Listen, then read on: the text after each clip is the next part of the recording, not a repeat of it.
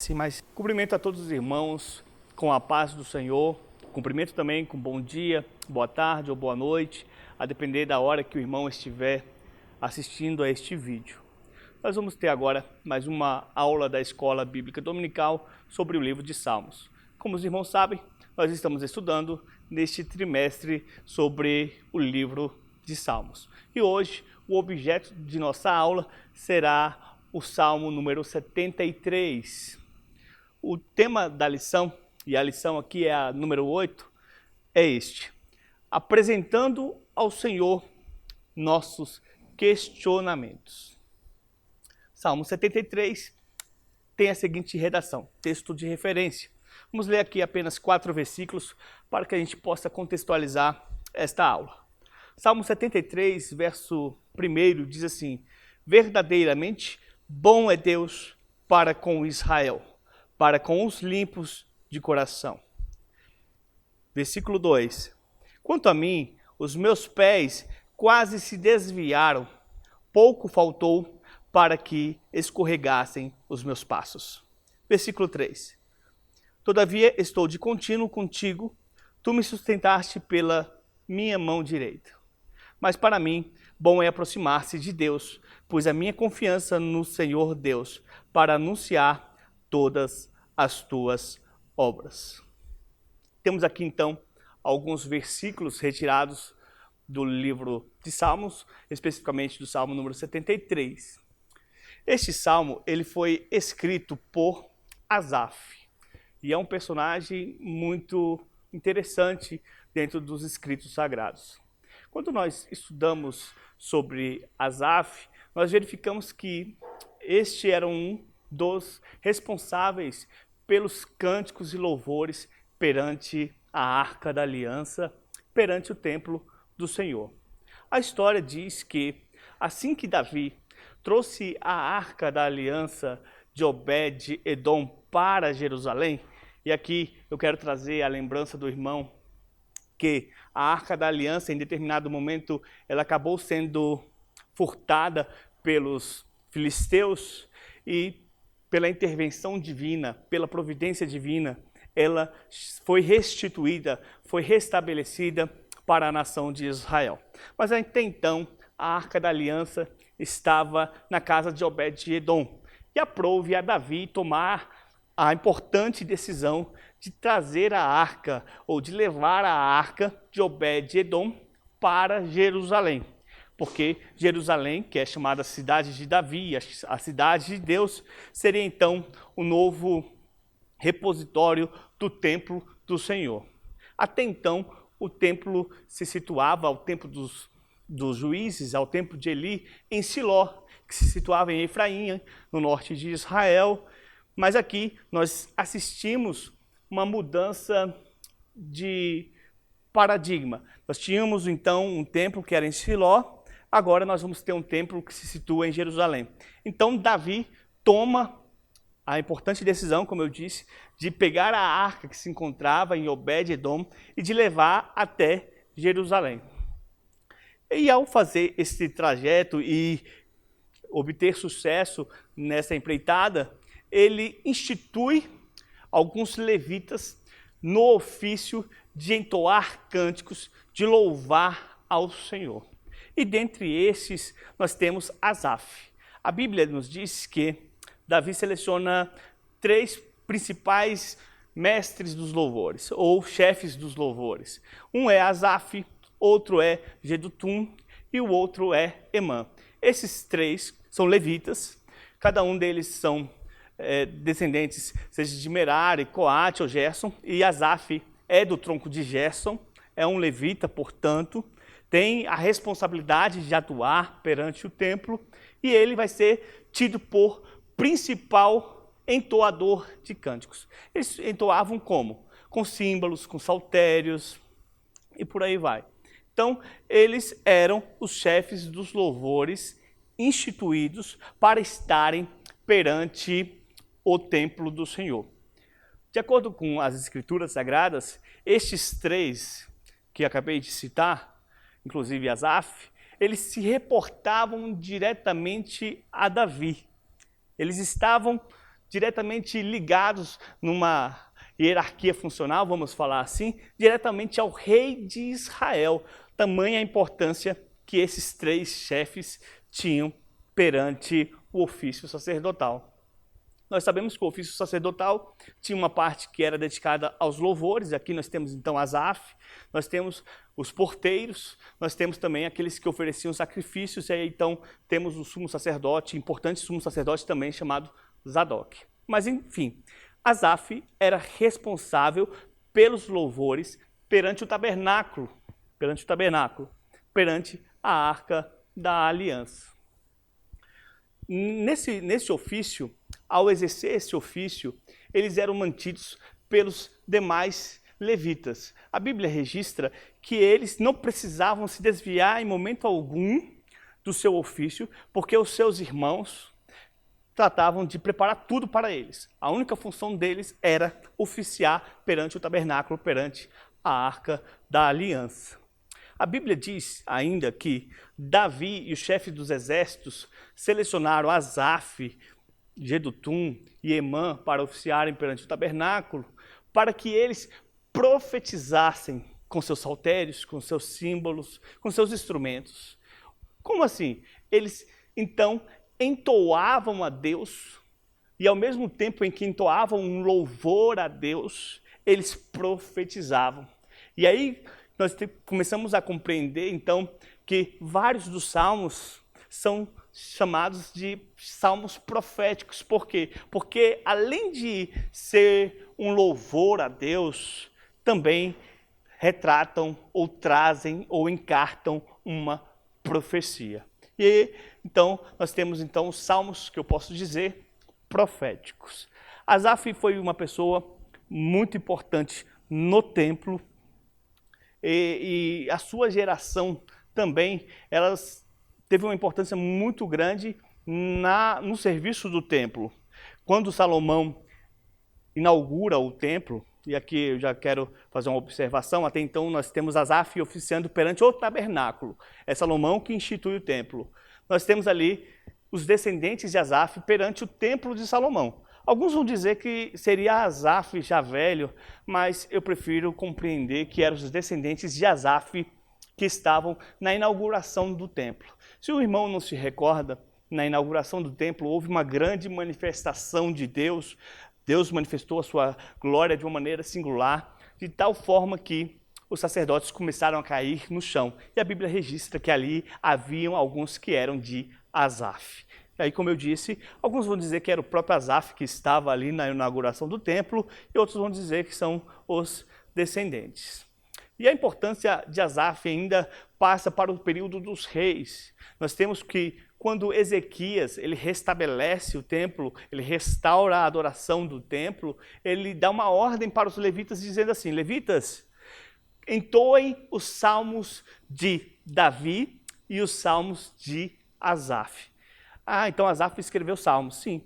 E aqui então nós estamos diante de um dos salmos escritos por esse importante personagem, que é o Salmo 73. Além do Salmo 73, Asaf escreveu o Salmo 50 e o Salmo 73, que eu acabei de citar, até o 83. São 12 salmos. E aqui eu registro que alguns comentaristas vão dizer que alguns salmos, na verdade, não foram escritos por Asaf, mas sim por seus descendentes. Por exemplo, o Salmo 74, ele retrata o juízo de Deus contra aqueles que destruíram o templo. Então, isso nos soa um pouco estranho, porque Asaf oficiou, como eu disse, perante o tabernáculo e não perante o templo. Então, como é que ele poderia ter escrito um salmo sem ter assistido, por exemplo, à destruição do templo? Aí, por isso, alguns vão dizer que foram, em realidade, os descendentes de Asaf que escreveram este salmo. Mas esse argumento também não tem as suas falhas, porque a Bíblia registra também que Asaf tinha um dom profético. Ele é, por vezes, reportado como vidente, como uma pessoa que manifestava os oráculos de Deus. Tanto é que, ao escrever salmos, ele estava, em verdade, profetizando. Então, ele poderia ter falado da destruição do templo em uma conotação profética. Mas enfim, isso é apenas uma digressão. Nesses salmos, chamados Salmos de Asaf, porque escritos por Asaf ou por seus descendentes, nós temos uma preocupação muito grande com o templo do Senhor. E não à toa, todos eles eram o quê? Levitas. E como levitas, eles tinham uma intimidade muito grande com o santuário do Senhor. É por isso que o Salmo 74 vai falar da destruição do templo, é por isso que o Salmo 78 vai falar da mudança da adoração de Shiló para Jerusalém em razão da impiedade do povo, objetificada ali pela impiedade de Efraim, e por aí vai. Nós temos então uma grande preocupação com o santuário. E aqui mesmo no Salmo 73 nós vamos ter uma citação do santuário. Adentrando ao Salmo 73 especificamente, nós vamos perceber que Asaf está vivendo um grande conflito existencial. Ele, como eu disse, era um dos grandes chefes dos louvores perante o tabernáculo do Senhor. Ele era uma pessoa que se reportava diretamente a Davi, era uma pessoa que era tida também como profeta em Israel, porque salmodiava profetizando. Mas aqui ele está abrindo o seu coração, ele está demonstrando ou retratando um conflito existencial que ele viveu. No Salmo 73, versículo 2, ele diz assim que os meus pés quase se desviaram do Senhor, ou os meus pés quase se resvalaram. Ele está dizendo que ele chegou a cogitar, ele chegou a pensar em se desviar da sua fé em Deus. E ele fala isso de uma maneira muito angustiada. E aqui ele faz um contraponto entre a sua vida, que era uma vida de santidade. Ele chega a dizer que o seu coração era limpo e que ele lavou as suas mãos na inocência. E ele faz um contraponto com a sua vida, com a sua santidade, com os ímpios. E ele começa a olhar os ímpios, e ele olha os ímpios assim: aqueles ímpios estão prosperando. Aqueles ímpios, eles têm violência em suas mãos, eles levantam a sua boca contra Deus, eles blasfemam de Deus, falam que Deus não tem como saber o que está acontecendo na terra, e ele começa a retratar várias informações pejorativas em relação aos ímpios, e ele diz que ele sentiu uma certa inveja dos ímpios, e ele chegou a dizer assim: não vale a pena viver uma vida como eu estou vivendo, em vão, diz ele, tenho vivido uma vida de santidade, ou literalmente, em vão tenho lavado meu coração, em vão tenho purificado o meu coração e lavado as minhas mãos na inocência. Ele está no conflito existencial, ele está olhando para os ímpios, ele está olhando para aqueles que não servem a Deus, está vendo homens maus prosperando, e isso abalou a sua consciência.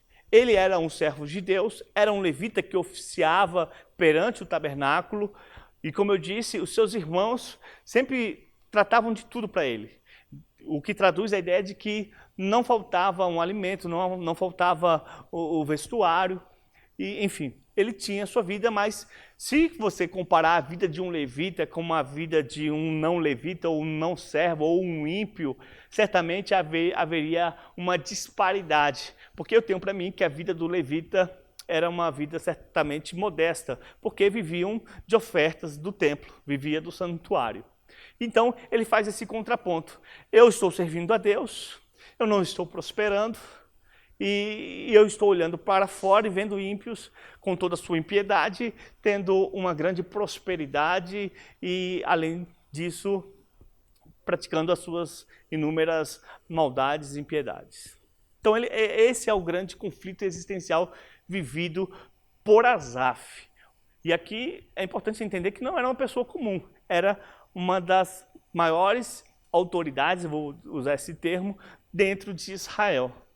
E isso nos deixa entrever que qualquer um de nós podemos passar por esses momentos de dificuldade. Certamente todos nós já tivemos esses conflitos existenciais de olhar para o mundo, de olhar pela janela, de olhar para a grama do mundo e achá-la bela e dizer assim, não vale a pena servir a Deus. Certamente todos já pensaram isso em algum momento da sua caminhada cristã. Você olha para o mundo, você vê ímpios prosperando e às vezes você olha para dentro da sua vida, você olha para dentro da sua casa e você diz assim, não estou prosperando e eu sou um servo do Senhor. Por que isto está acontecendo? E ele então entra nesse grande conflito existencial. Mas a Bíblia diz que em determinado momento ele se dirige ao templo. Devia ser uma dessas caminhadas ordinárias que ele tinha ao templo. E ele diz que ao entrar no templo, ele compreendeu os propósitos de Deus. Ele viu o destino dos ímpios. Então ele pôde compreender que, na verdade, valia sim a pena servir a Deus. Ele olha para os ímpios e aqui eu entendo que ele tem uma visão, porque ele diz que ele entra dentro do templo e ele vê os ímpios sendo destruídos ou sofrendo o juízo de Deus. Eu não imagino que ele tenha presenciado efetivamente isso. Eu entendo que ele entrou no santuário de Deus e como alguém que escrevia um salmo por profecia ou profetizando, ele enxerga, ele tem uma visão e ele vê o final dos tempos, o juízo sobre os ímpios. E ele diz mais, e ele diz que Deus segurou a sua mão direita. E aqui nós temos um paralelo bem interessante. No versículo 2, ele está dizendo que ele está quase escorregando, os teus pés estão resvalando, ele está quase caindo, mas Deus levanta a sua mão e segura, sustentando-o.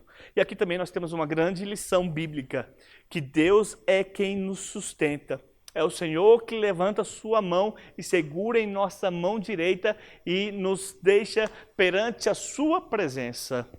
Às vezes não temos forças, às vezes estamos em conflitos existenciais. Como diz aqui Asaf, o meu coração estava esfacelado, o meu coração estava desolado, mas o Senhor é o meu refúgio. O Senhor levantou então a sua mão e o segurou. E ele esteve então de contínuo na presença do Senhor. Nós precisamos ter de uma maneira bem clara que, mesmo passando por todo esse conflito existencial que eu acabei de citar, Asaf, ele não pecou, ele não se insurgiu contra Deus. Ele diz assim, num dos versículos, eu pensei em abrir minha boca para falar algo ou para dizer que eu quero ser igual a um ímpio, mas se eu abrisse a minha boca, eu iria ofender a tua geração.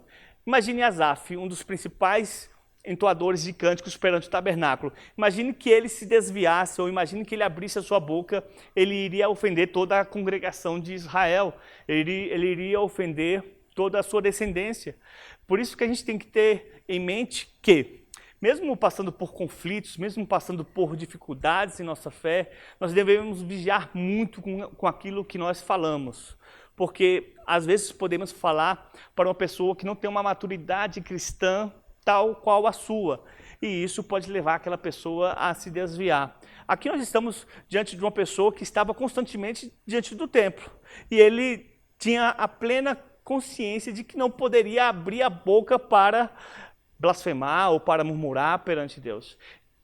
Ou seja, embora tenha passado por todos os conflitos existenciais, ele permaneceu firme na presença de Deus. Ele diz que de contínuo estava na presença de Deus. E quanto ao fato de os ímpios terem uma prosperidade, uma suposta prosperidade a maior do que os levitas, no caso concreto, ele diz assim, eu não preciso dessas riquezas, porque o Senhor é a minha porção, citando outro versículo bíblico que diz que Deus era a porção dos levitas. Enquanto todas as outras tribos de Israel tinham as suas possessões, os levitas viviam no santuário, eram mantidos por seus irmãos, e Deus em determinado momento diz, eu serei a vossa herança, eu serei a vossa porção. Então, o que Asaf está dizendo aqui é: Deus é a minha herança.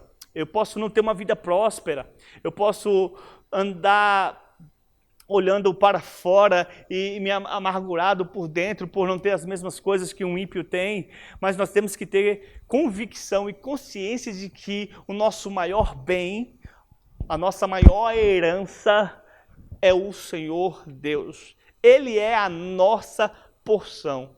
A nossa fé é o nosso bem mais valioso.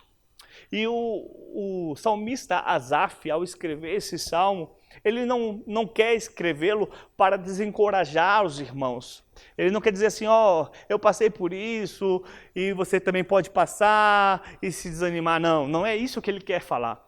O que o salmista Asaf está querendo retratar aqui é: eu passei por um momento de dificuldade, eu tive um conflito existencial, mas a conclusão do salmo é esta: Deus é bom. E ele já começa escrevendo o salmo dizendo que Deus é bom e ele é fiel para com os filhos de Israel. É como se fosse um tópico frasal. Ele escreve já a conclusão de início. Eu quero retratar tudo isso, eu quero retratar esse conflito existencial, não para desanimar o irmão. Eu quero retratar tudo isso para demonstrar que Deus é bom.